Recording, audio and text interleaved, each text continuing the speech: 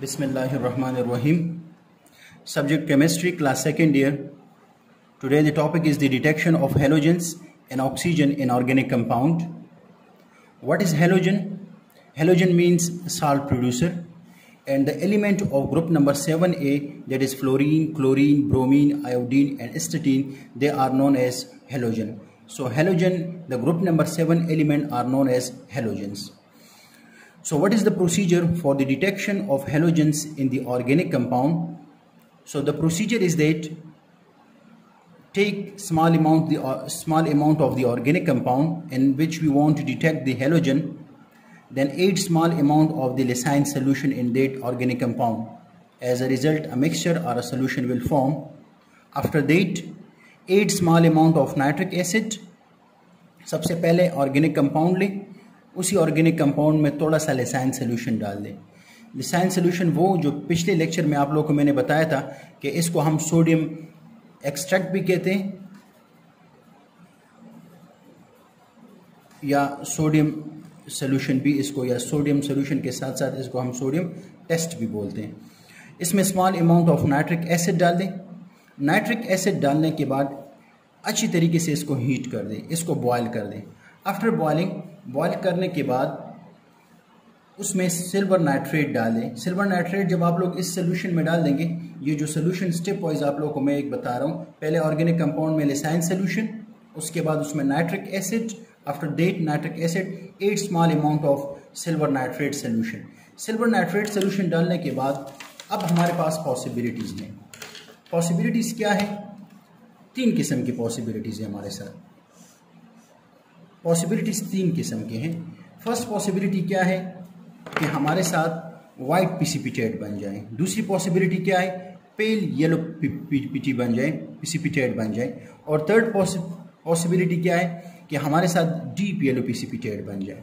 ये 3 पॉसिबिलिटीज़ हैं. जब आप लोग सोल्यूशन में, यहाँ पर आप लोग को मैंने बता दिया कि जब हम इस सोल्यूशन जो बना रहे हैं इसमें जब हम सिल्वर नाइट्रेट डाल देते हैं, सिल्वर नाइट्रेट डालने के बाद हमारे साथ 3 पॉसिबिलिटीज़ हैं. एक वाइट प्रेसिपिटेट बन जाए, एक पेल येलो प्रेसिपिटेट बन जाए और एक डीप येलो प्रेसिपिटेट बन जाए. अब ये प्रेसिपिटेट जब बन जाए, अगर वाइट प्रेसिपिटेट बन जाए, इट मीन्स कि उस ऑर्गेनिक कंपाउंड में, जो ऑर्गेनिक कंपाउंड आप लोग जिसमें आप लोग मालूम करना चाहते थे, उस ऑर्गेनिक कंपाउंड में क्लोरीन मौजूद है, या उस ऑर्गेनिक कंपाउंड में ब्रोमीन मौजूद है, या उस ऑर्गेनिक कंपाउंड में आयोडीन मौजूद है. यहाँ पर आप लोगों को मैंने स्टार्ट में बताया था कि हमारे पास जो ऑर्गेनिक कंपाउंड जो हेलोजन है उसमें ये 5 किस्म के एलिमेंट मौजूद हैं. लेकिन मोस्टली जो आप लोगों को जो ऑर्गेनिक कंपाउंड दिखाई देंगे उसमें ये 3 हेलोजन के एलिमेंट दिखाई देंगे. क्यों? क्योंकि ये जो एस्टेटीन है ये रेडियोएक्टिव है, ये बहुत पाया नहीं जाता ऑर्गेनिक कंपाउंड के साथ, बहुत कम, ऐसे हम कह सकते हैं कि एग्जिस्ट नहीं करता. जबकि फ्लोरीन के रिएक्शन बहुत हाईली रिएक्टिव होता है, इस वजह से भी ये कम एग्जिस्ट करता है. मोस्टली आप लोगों को जो कंपाउंड के साथ जो एलिमेंट मिलेंगे ऑर्गेनिक कंपाउंड में वो ये 3 होंगे. तो यहाँ पर हम ये जो डिटेक्शन मेथड बता रहे हैं, ये डिटेक्शन मेथड सिर्फ इन 3 एलिमेंट्स क्लोरीन, ब्रोमीन और आयोडीन के लिए. अब जब अगर आपके पास वाइट प्रेसिपिटेट, इट मीन्स कि उस ऑर्गेनिक कंपाउंड में क्लोरीन मौजूद है. अगर आपके पास pale yellow precipitate, it means कि उस ऑर्गेनिक कंपाउंड में ब्रोमीन मौजूद है. Deep yellow precipitate, it means उस ऑर्गेनिक कंपाउंड में आयोडीन मौजूद है. अब जब आप लोग ये कर लें, हम इसके बाद कन्फर्मेशन टेस्ट करते हैं. कन्फर्मेशन टेस्ट क्या करते हैं कि इसी सोल्यूशन में जिसमें आपके साथ वाइट प्रेसिपिटेट बने हुए हैं, इसी वाइट प्रेसिपिटेट सोल्यूशन में हम small amount of ammonium hydroxide डाल देते हैं. जब अमोनियम हाइड्रोक्साइड डाल देते हैं और अगर ये प्रेसिपिटेट डिसॉल्व हो गए, इट मीन्स कि हाँ ये कंफर्म है कि ये क्लोरीन है. अब अगर जिसमें वाइट येलो प्रेसिपिटेट, पेल येलो प्रेसिपिटेट जिस सोल्यूशन में बने हुए थे, अगर उसमें हम अमोनियम हाइड्रोक्साइड डाल देंगे और अगर वो प्रेसिपिटेट कंप्लीटली डिसॉल्व ना हो जाए, स्मॉल अमाउंट में वो डिसॉल्व हो जाते हैं, तो इट मीन्स स्लाइटली वो डिसॉल्व हो जाए, इट मीन्स कि इसमें ब्रोमीन मौजूद है. लेकिन अगर आपने इस सोल्यूशन में जो है जिसमें आपके पास डीप प्रेसिपिटेट बन चुके थे, डीप येलो प्रेसिपिटेट बन चुके थे, इसमें अगर आप लोगों ने अमोनियम हाइड्रोक्साइड डाल दिया और एज अ रिज़ल्ट वो इनसॉल्युबल हुए। तो this is the confirmatory test के हैं वाकई इसमें आयोडीन मौजूद है।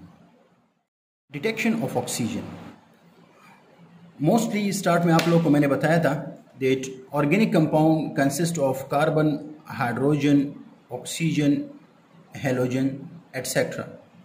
इससे पिछले टॉपिक्स में हमने मुख्तलिफ कार्बन, हाइड्रोजन और हेलोजन की डिटेक्शन के बारे में आप लोगों को मैंने एक्सप्लेन कर दिया। नाउ मैं एक्सप्लेन करने जा रहा हूँ कि how we will detect oxygen in organic compound. एक बात अपने साथ याद रख लें कि ऑक्सीजन ऑर्गेनिक कंपाउंड में कोई भी डायरेक्टली मेथड हम यूज़ नहीं करते। हम कोई भी डायरेक्ट मेथड यूज़ नहीं करते for the detection of oxygen in organic compound. ये पॉइंट अपने साथ याद रख लें। मोस्टली हम ऑर्गेनिक कंपाउंड को मोस्टली ऑक्सीजन की डिटेक्शन के लिए किस चीज़ में, ऑर्गेनिक कंपाउंड में ऑक्सीजन की डिटेक्शन के लिए हम मोस्टली इनडायरेक्ट मेथड यूज़ करते हैं, और वो इनडायरेक्ट मेथड ही जो है वो ज़्यादा एप्लीकेबल है और हमें ऑक्सीजन की डिटेक्शन के बारे में आसानी से पता चल जाता है। इसमें मुख्तलिफ़ किस्म के मेथड यूज़ होते हैं। So number by one number मैं एक एक एक्सप्लेन करूँगा। So the first method is the, जो सबसे पहले मेथड हम यूज़ करते हैं that is the, first method है that is the nitrogen atmosphere combustion, इसको हम कहते हैं। नाइट्रोजन हम क्या करते हैं, ऑर्गेनिक कंपाउंड को लेते हैं, एक टेस्ट ट्यूब में या एक क्लोज कंटेनर में लेते हैं और उसमें हम नाइट्रोजन एटमॉस्फेयर डेवलप करते हैं। और नाइट्रोजन एटमॉस्फेयर इसलिए डेवलप करते हैं ताकि जब इस ऑर्गेनिक कंपाउंड की इनसाइड इस कंटेनर में हम कंबशन करेंगे तो एज ए रिजल्ट उस कंबशन से कोई बाहर से ऑक्सीजन इसके इनसाइड चला ना जाए। इस प्रोसीजर को पहले देख लें। फर्स्ट ऑफ ऑल हम एक ऑर्गेनिक कंपाउंड को एक क्लोज कंटेनर में बंद करते हैं, उसमें नाइट्रोजन एटमॉस्फेयर होता है। आफ्टर दैट इसको हम हीट प्रोवाइड करते हैं। एज ए रिजल्ट उस ऑर्गेनिक कंपाउंड की कंबशन हो जाती है। कंबशन के बाद अगर उसकी कंबशन हो जाए और इस टेस्ट ट्यूब या जो चीज़ आप लोगों ने लिया हुआ था उसके इर्द गिर्द अगर फॉर्मेशन ऑफ वाटर ड्रॉप्स हो गई, उस ट्यूब में अंदर वाटर के ड्रॉप की फॉर्मेशन होगी, इट मीन्स कि इस ऑर्गेनिक कंपाउंड के अंदर से ऑक्सीजन मौजूद था और उसी ऑर्गेनिक कंपाउंड के अंदर ऑक्सीजन और हाइड्रोजन ने बॉन्ड बना के एज ए रिजल्ट वाटर के मॉलिक्यूल बन चुके। क्यों?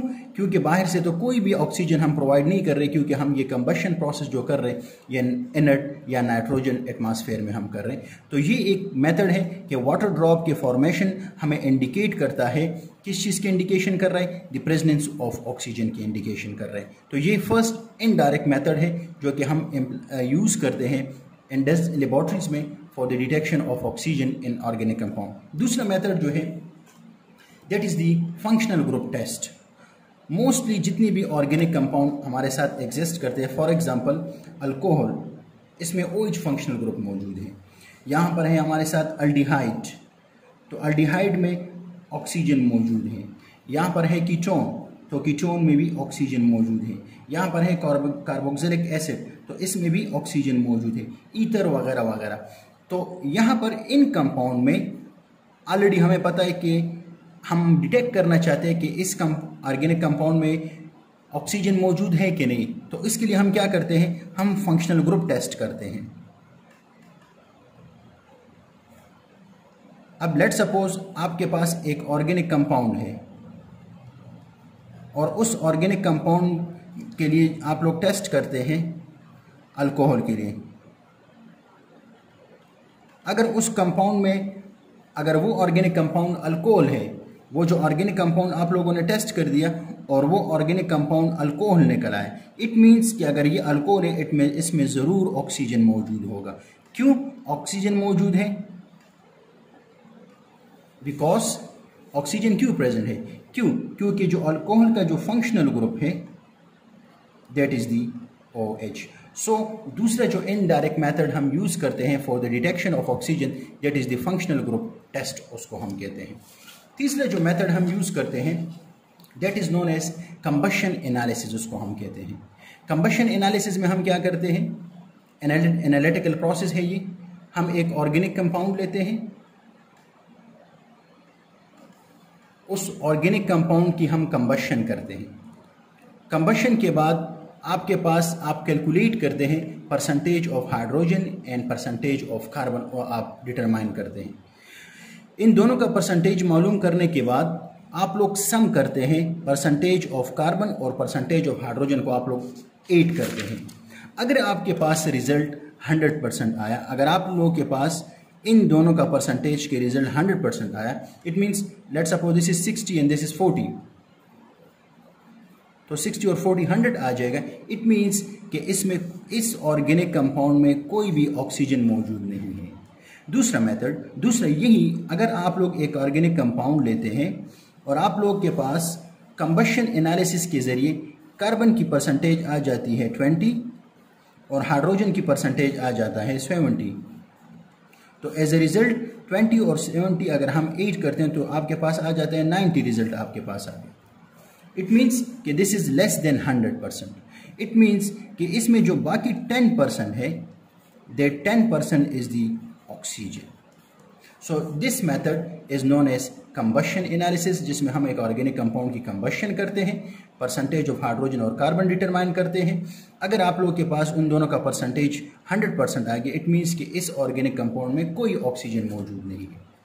इट मीन्स अगर आपने कंबशन कर दिया, परसेंटेज ऑफ हाइड्रोजन और कार्बन मालूम कर दिया, उसका रिजल्ट अगर 100% इन दोनों का सम आ गया, इट मीन्स कि इस ऑर्गेनिक कंपाउंड में कोई ऑक्सीजन मौजूद नहीं। लेकिन अगर आप लोगों ने एक ऑर्गेनिक कंपाउंड की कंबशन कर दी और परसेंटेज ऑफ हाइड्रोजन और ऑक्सीजन कार्बन आप लोगों ने डिटरमाइन कर दिया और उसका रिजल्ट 20 + 70 90 आ गया, इट मीन्स कि 10% इसमें कोई और चीज़ मौजूद है, एंड दैट 10% जो होगा कंबशन एनालिसिस प्रोसेस के जरिए वो ऑक्सीजन होगा। Thank you, and this is the end of chapter.